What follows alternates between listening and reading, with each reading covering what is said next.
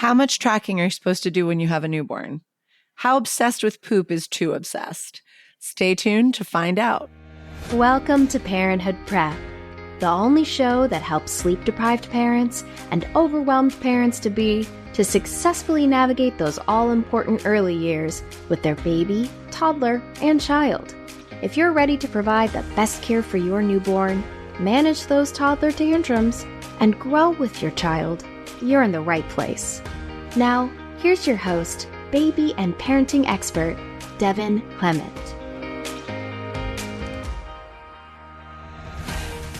Hello, and welcome back to the Parenthood Prep podcast. As you may have noticed, I never really made an official announcement, but we have now gone down to dropping episodes every other Monday instead of every Monday. This is because I have a couple of exciting things I'm working on, and I figured we already had such a great backlog of episodes going over all the important topics, sleep and schedules and all those great things, that I was going to focus on some of the exciting things we have coming up that we're going to announce and release a podcast bi-weekly, which means every other week, not twice a week. That would be fun. Anyway, so for the foreseeable future, the podcast is going to come out every other Monday. We are back from Burning Man. We just got back to New York last night. I don't know how much news about Burning Man you get in your algorithm, but there was actually a baby born there this year, which was kind of crazy. We heard about it while we were there. It wasn't, anywhere near where we were, but basically this couple was there. They were staying in an RV, and the woman started having stomach pains late at night. She thought she might have appendicitis because it was so painful. And a baby that she did not know that she was pregnant with was born. So that's a wild start to your life. It seems like right now everybody's doing great. They actually helicoptered mom and baby out, took them to the hospital. This is the most Burning Man thing I've ever heard. There was an OBGYN and a neonatal nurse nearby who were able to jump in, as well as I think a pediatrician, a pediatric doctor, that were able to jump in and help with the delivery and, caring for the baby after and caring for the postpartum mother after. And in one of the things I was reading, it said an OBGYN wearing only his underwear, which is, that's Burning Man. So I just thought that was amazing. And I'm so glad that everything was okay and that people were able to help. And that is a story that they and their child are going to be telling for a very, very, very long time. And then I know you guys are sick of hearing about it. I promise I'm going to shut up. But I did also want to just talk about how, this was our third year going. And much like I said, going to Burning Man is like having a baby. Going subsequent times is like having more and more kids, because every time you think, okay, I was pretty good this time, but I'm going to make some changes. I'm going to make some tweaks, and I'm going to be even better next time. I'm going to have it under control. I'm going to pack lighter. I'm going to have better outfits. I'm going to be more intentional about getting to the things I want to get to and seeing the things I want to see. Or the opposite, I'm going to be less intentional. I'm going to just explore and go with the flow and see where the wind takes me. And then, you know what? Sometimes nature and people and everything get in the way, and the experience is just going to be what it's going to be. So, this year, third time, we're professionals. We know what we're doing. And then we got there and the weather was terrible the beginning of the week. There was dust storms. There was rain, not as bad as our first year, but people who had never experienced rain at Burning Man or as their first year were like, oh my gosh, this one day of rain is crazy. What are we going to do? I joke that we were like the grizzled old war veteran, like, you weren't there in 23. You don't know what rain is really like. But that just, reminded me so much, the second time around with your next baby, or the third time, or the 10th time, it's just always going to throw different curveballs at you. You're always just going to have a different experience, and you're going to have to learn. And yes, the stuff you've done in the past will help you and will guide you and will inform you, but you will also need to just let go of a lot of expectations and have more go with the flow. So I think in some ways the first time is the hardest, just like having a baby, even if it's maybe not, the year of the mud or whatever. So, just another way that Burning Man is like having kids. And I am done talking about it. That's it. Today, we are going to talk about a topic that is near and dear to my heart, as they all are, monitoring, logging, writing stuff down, keeping track of things when you have a newborn and beyond. Back in the olden days, before everybody had smartphones and apps and everything, we would just write stuff down in a notebook. How long, did they nurse for? How many ounces did they take from the bottle? Did they have a pee? Did they have a poop? And you're tracking these things. I think our parents' generation didn't do it at all. But then at some point we started doing it. Some people don't do it, and that's totally fine.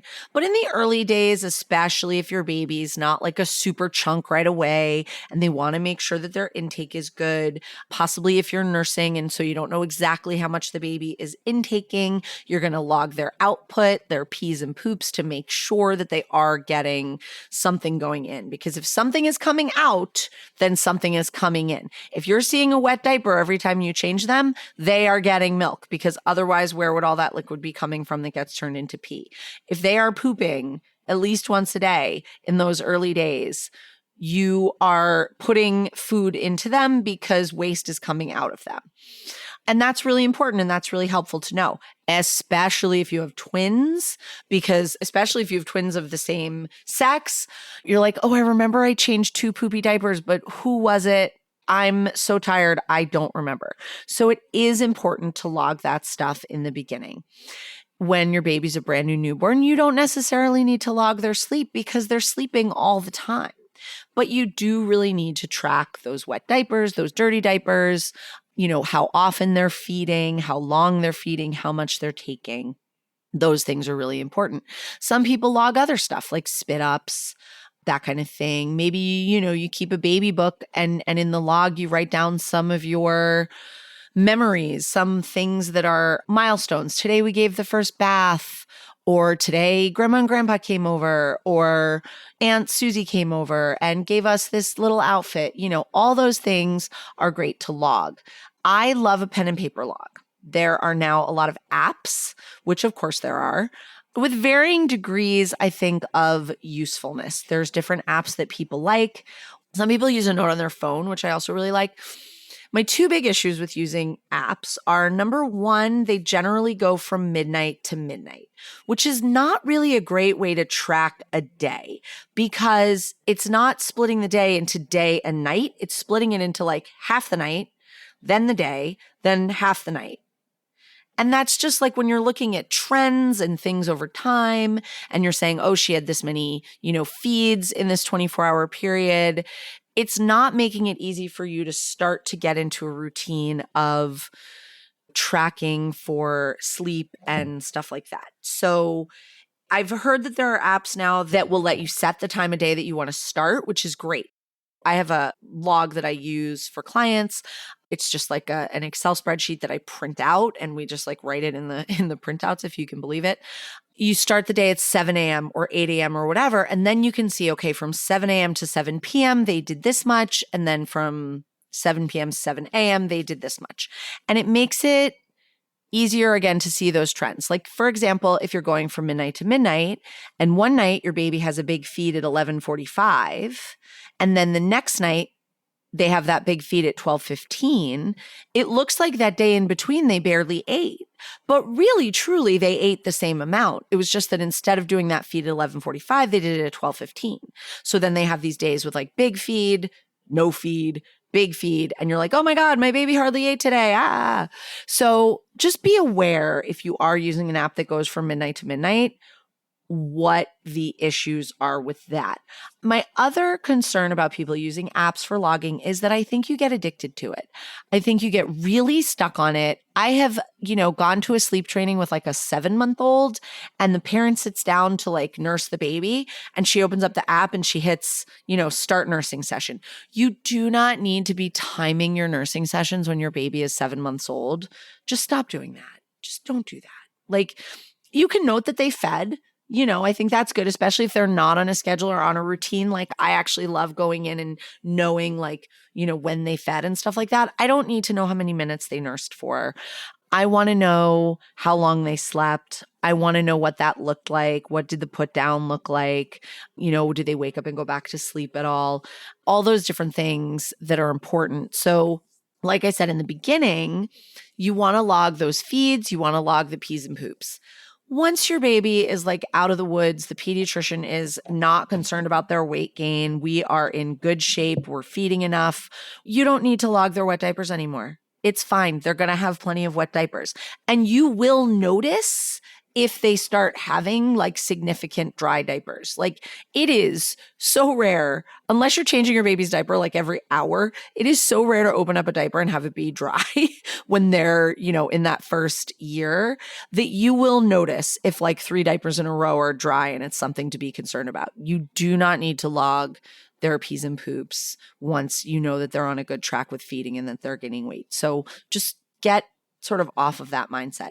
And in the NICU episode, we talked about this too, because if you have a baby with any kind of medical need in the beginning, any kind of issue, you are doing all this logging and tracking, and the hospital's doing all this logging and tracking, and it feels amazing.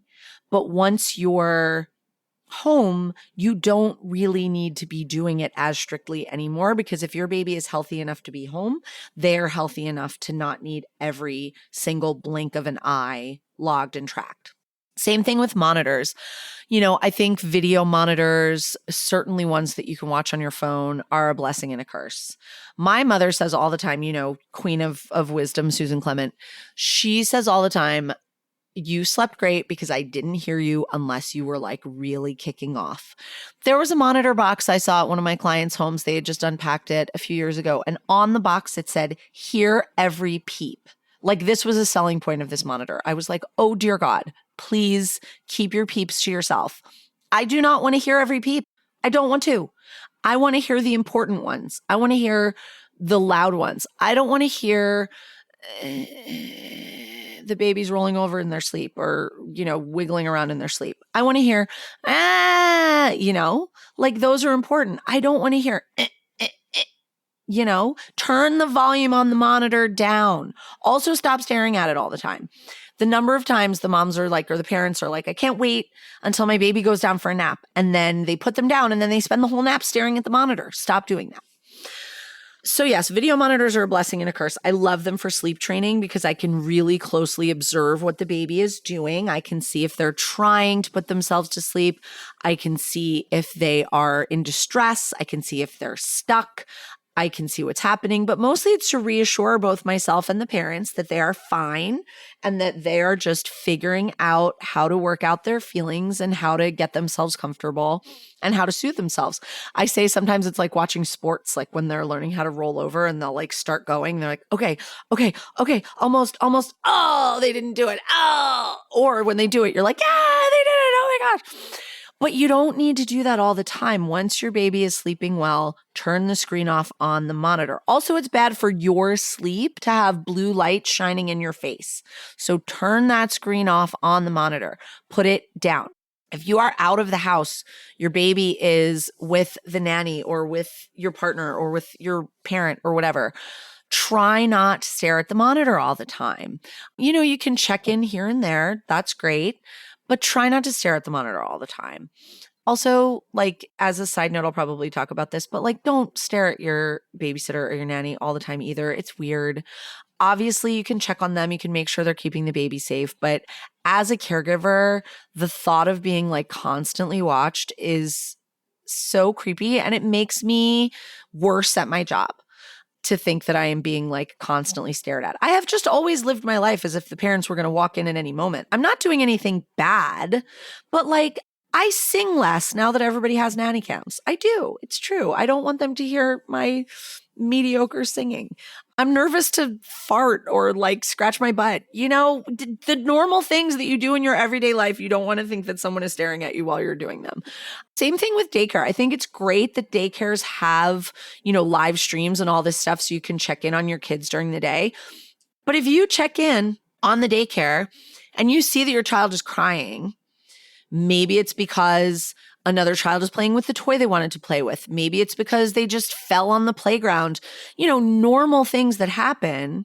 You're going to freak out. You're going to panic. You're going to be like, why is my kid crying? What's going on? What are the teachers doing?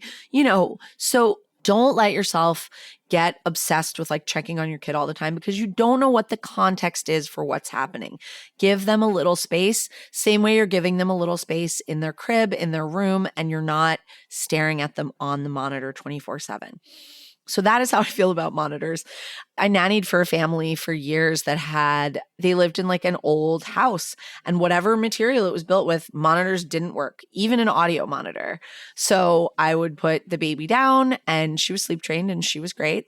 And then when I thought it was, a roughly time where she would be waking up, I started kind of hanging out a little closer to her room. I'd stick my ear, and it was a big house too. So like I couldn't hear her from like every room in the house. Every little bit, I'd like pop my ear in, see what was going on outside her room. And when I heard her start waking up and then she would really call me when she was ready to get up. I could hear her if she was like really going. I could hear her from anywhere in the house. But not having a monitor was like kind of freeing. It was kind of nice. Like I just, she got up when she got up. Except for the one time when we moved her from a crib to a bed when she was like 2.5, and she got out of bed and fell asleep in the closet. And then I went in to wake her up because it had been a really long nap, but I couldn't find her anywhere and I panicked. She was in the closet sleeping on the floor. That's like the only time that I had wished that I could have had a video monitor on her at that time. So monitoring, tracking, logging is important in the beginning. It's important if you're sleep training. Like if I'm sleep training for you, I'm going to give you a detailed log of every single thing that happened during sleep training because there's a lot of reasons why, you need to know everything that's going on during that period. But the rest of the time, you do not need to be obsessed with every blink, every movement, every pee, every poop. Use an app if you want to, but definitely like wean yourself off of it. Once the baby is doing well, if you're going to look at your phone while you're feeding or whatever, look at Instagram. Don't look at the baby logging app.